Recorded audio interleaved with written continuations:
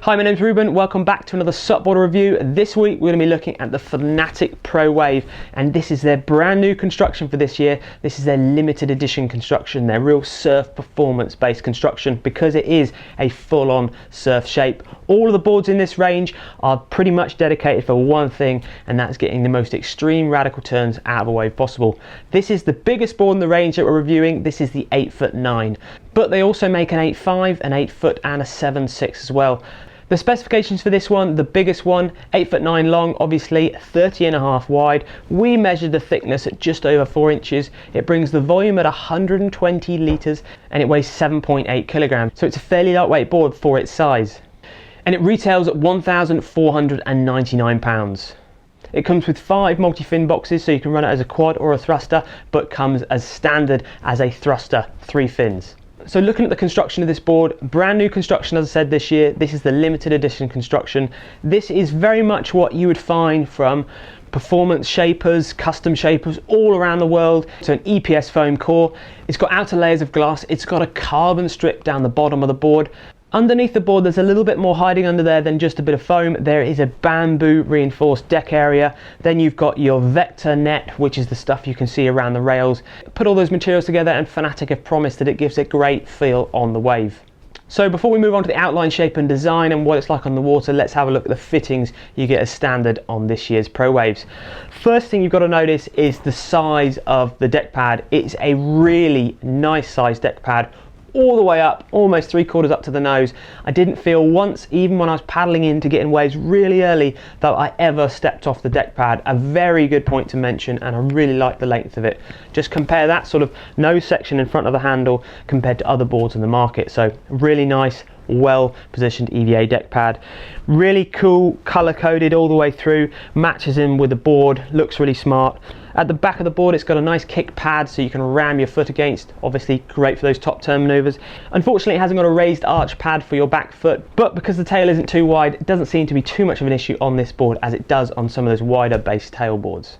At the back of the board, there's a double leashing point, so you can put a rope through both those leashing points to give you extra strength when you're out in the big stuff. Deep recessed carry handle, as you expect to find on all top end brands like Fanatic. That pressure valve at the front of that, and then there is actually a windsurf attachment where you can screw your universal joint in at the front there. Haven't used it windsurfing, but if you're into that sort of thing, it can cross over into the multi-sport discipline. We'll turn the board over and look at the fins and fin boxes in a moment. So let's move on to the outline shape of this board. Having a look at it up on the screen there, you can see why they call it ProWave.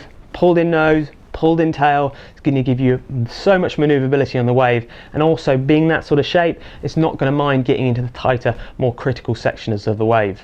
The deck of the board is slightly domed, so it's not a flat deck, so if you're into that super flat deck feeling, then maybe this isn't the sort of board for you. As I said in another review I did lately with a more domed deck, I don't find that a problem at all. And the good thing about having a domed deck is then they can bring the volume down on the rails and keep the rails nice and thin. Because of that, the whole rail shape throughout the whole of the board is super thin, and by far the thinnest pro rail shape out of all the boards we've tested. And at the back of the board, really thin, really honed down and very sharp on the release. Great for the bottom turning, but I'll speak about that in a minute. So turning the board over and looking at the bottom of the board, and first off, let's talk about the rocker line, which is the curve from the nose to the tail. So pretty much a constant rocker line. There isn't really any flat spots in this board. Because of that, it does lend itself to getting in those more faster critical sections of the wave or taking off really late. Nice amount of tail kick right at the back there really aids that turnability, getting on the tail and whipping those top turns around. Just so you know and to be aware, the flatter the board is in general, the faster it is, but obviously it hinders itself with its turning ability. Looking at the bottom shape, the width bottom shape of the board, up at the front there we've got a concave, a single concave, which is pushing the water into the middle of the board. That's where the sides are raised or lower if the board's the right way up than the middle. Then moving back, we start to have a double concave, so it depresses, comes up in the middle and then depresses again. That's where the double concave is forming. Still a double concave, and actually quite a large double concave. The rails are actually quite a lot higher when the board's this way up than the actual main double concave part of the board. As we move the straight edge further back, the double concave gets slightly faded out, and just in between the fins it goes pretty much flat. If anything, the V raises up slightly. It's a sort of standard sort of transition we would see on many performance boards with this double concave bottom setup. Having that sort of setup does give you a bit more lift when you're paddling in, a bit more straight line tracking, and a little bit more speed and control when you're on those faster waves. So looking at the back section of the board, pretty much where the orange is back here, you've got the business end where all the performance really happens for me. Really nice fin setup. They all come standard 4 3/4 inch honeycomb fins, very nicely finished, really stiff, very good profile, really like the fins. The multi-fin boxes, 5 of them, really nice how you can chop and change that. You can use FCS fins and you can use Futures fins in this. Great system. So if you're like me, I've got quite a few different types of fins in all different fin boxes, and it's nice that I can use all of them via a US box obviously in this board. And also this board's come with slot-in plastic inserts that you can put in when you're not using the thruster or the quad. So this is set up in a thruster at the moment, and these 2 quad boxes at the back have got plastic inserts. Now that to me is a good sign of quality, shows that the brand's really thinking about what works on the back of the board, because if you've got great big holes and gaps underneath the board where air and water can get in and create turbulence, is not a good thing when it comes to performance surfing. So covering them up like this, like Fanatic do as standard, is a really good thing to do. So just bear that in mind for your own surfing. So really happy with the construction of the fins, the size of the fins, and the fin box placements, spot on. And just before I turn the board back over, you can see there the carbon strip down the center of the board, which is going to give it a little bit more stiffness. So we're just going to turn this board over, and then we're going to start talking about these sort of limited edition, these custom board finishes and how they feel on the water. So first off, standing on the board, 120 litres and 30.5 inches wide, you've got a big stable standing area. Even with the slightly domed deck, it's still a very stable board. It's not super narrow up in the shoulders, so it's got a little bit of width up there, gives you an extra stability, and the thin tail doesn't really seem too much of an issue, and it definitely doesn't sink or bog down when you're standing there. When paddling in to catch a wave or paddling out, it offers you a nice straight line tracking, and that's due to the concave up at the nose, moving back to the double concave. That's where you can imagine the water sort of being pushed down the nose and then down the side of the board and back to the fin. So it's quite a good board at getting you to go in a straight line, which is nice to know because some pro shapes aren't quite as easy to paddle in a straight line as this one.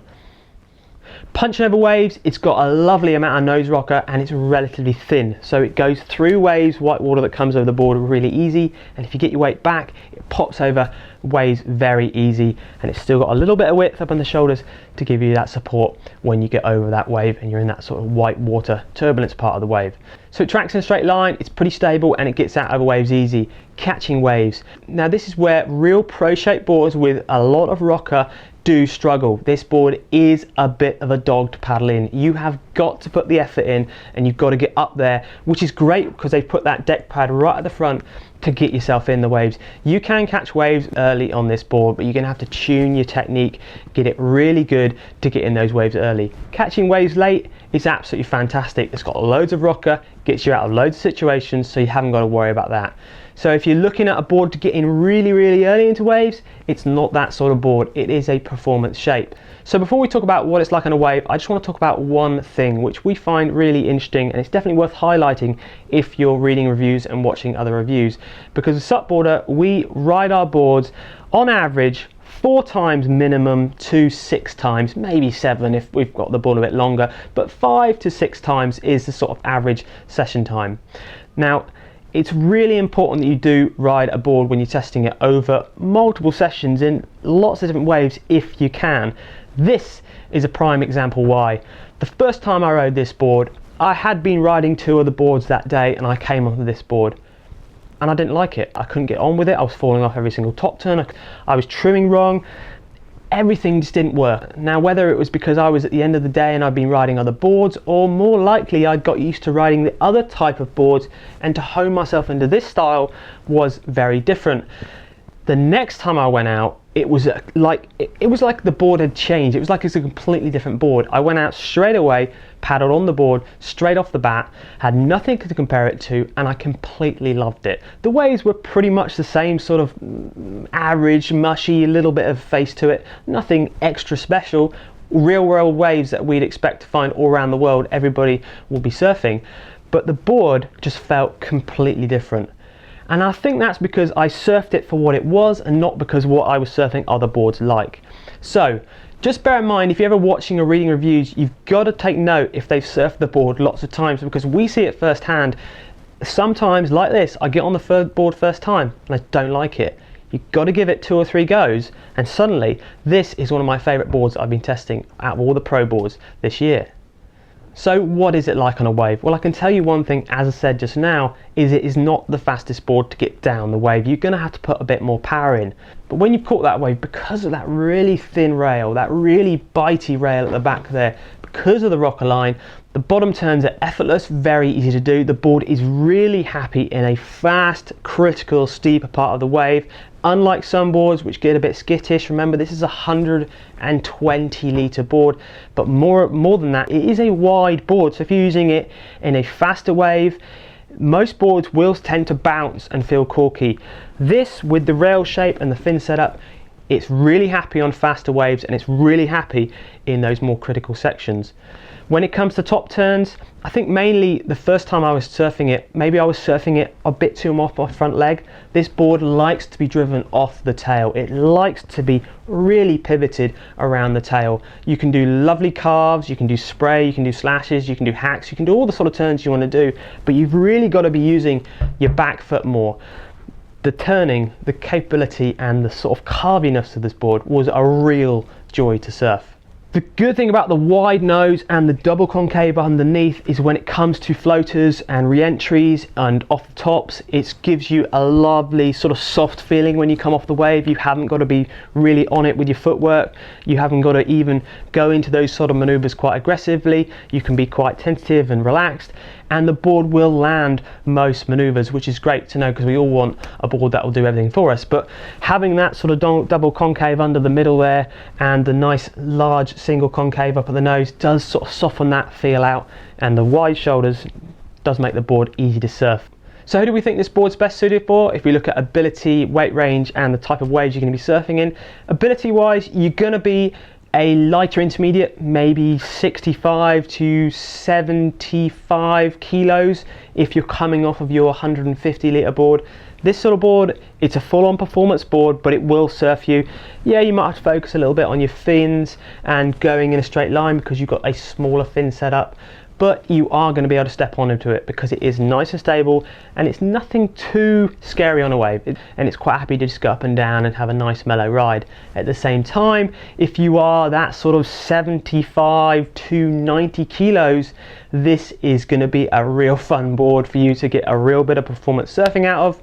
A lot of stability there, a lot of width, still good amount of volume, tail shape, you're going to really love. If you're 85 kilos, you're going to have an absolute blast of a time.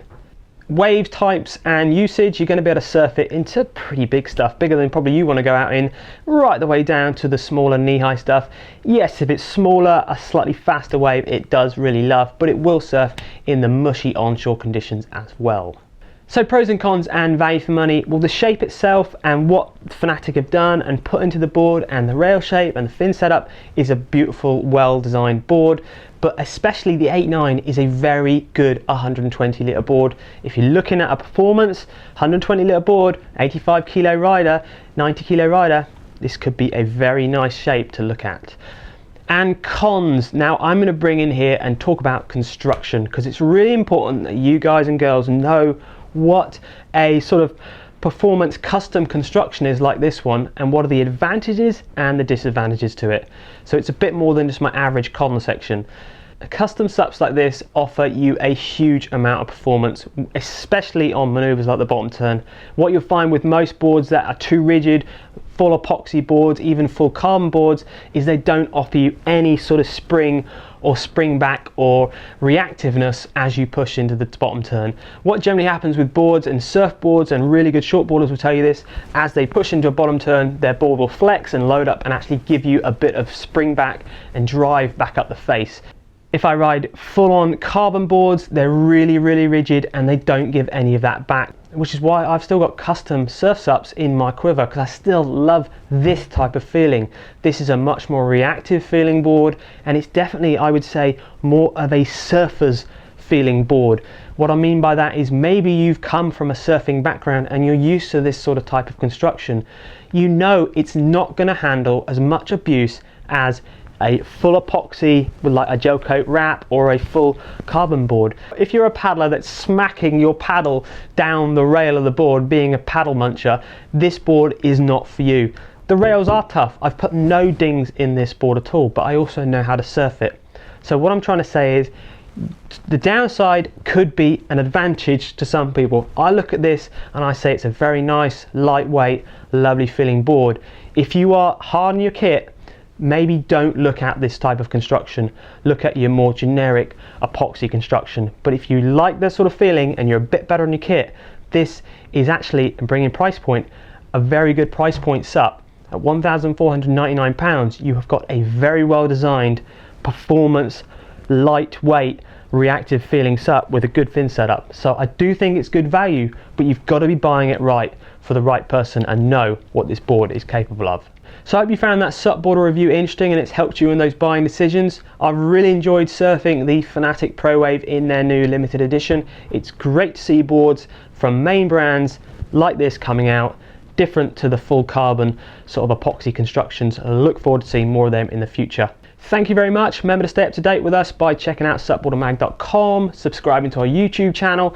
We're well over 10,000 subscribers on that, so that's fantastic. And remember, we've been doing a full comparison with all of our pro shapes on SUPboarder Pro, and I'm really going to be naming and shaming who's good, who's bad, should I buy, should I not. So remember to look out for that full-on SUPboarder Pro video soon too.